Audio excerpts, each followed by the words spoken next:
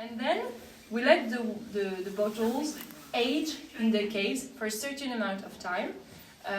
So the legal minimum in the rules is 1 year. If we take it out before 1 year, it's not Vouvray. It's sparkling wine, but it's not Vouvray. So why do you think we let the wine age in the caves?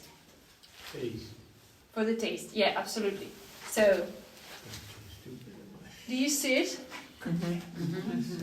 So those are the yeast. In French we call it la lie, L-I-E.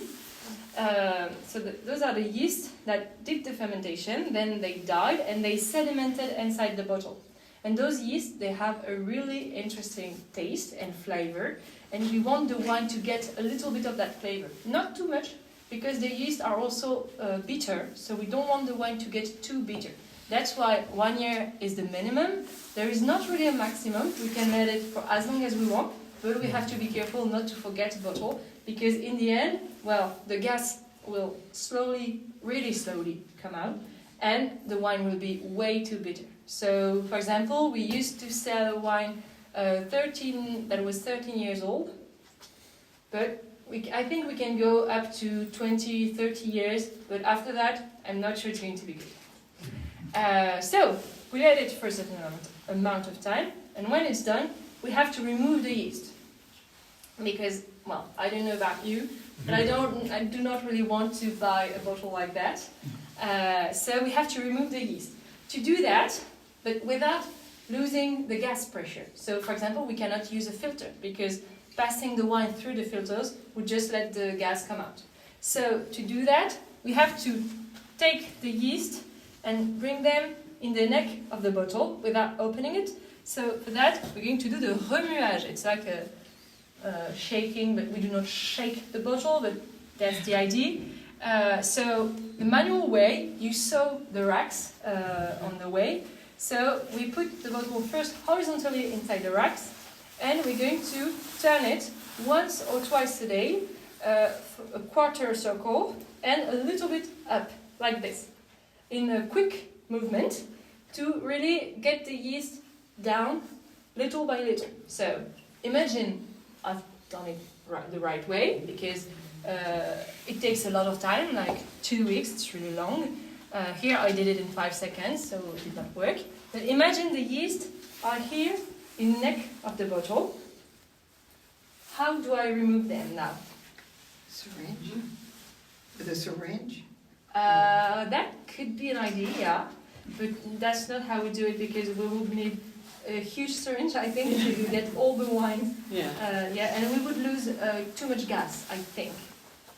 But that's not a bad idea. No. So there are two methods. The older one is we're going to slowly bring the bottle back to the horizontal, and when the air bubble is around here in the bottle, we're going to open the bottle and at the same time bring it back to the vertical. And the pressure will make some of the wine with the yeast go out of the bottle. That's the old way. So some old wine producers really know the gesture perfectly, and they can remove only the yeast and lose almost no wine. They are really good. I'm sure if I tried, I would spill half of the bottle on the floor.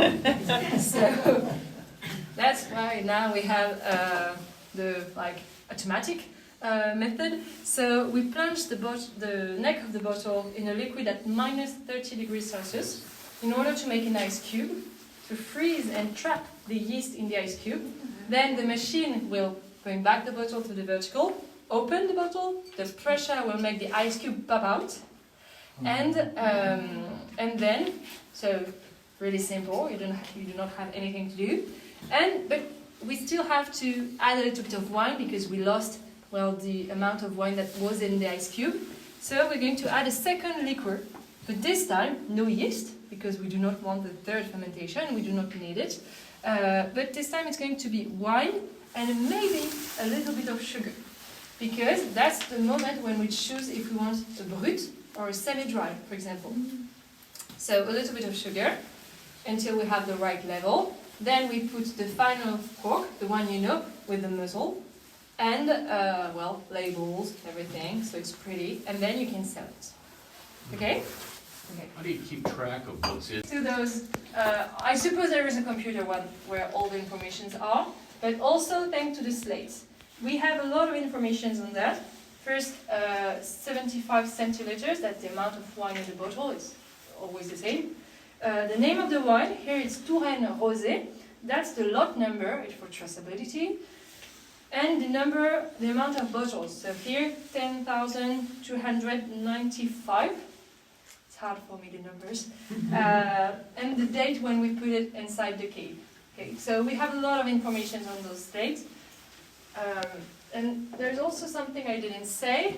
So I explained the manual way of shaking.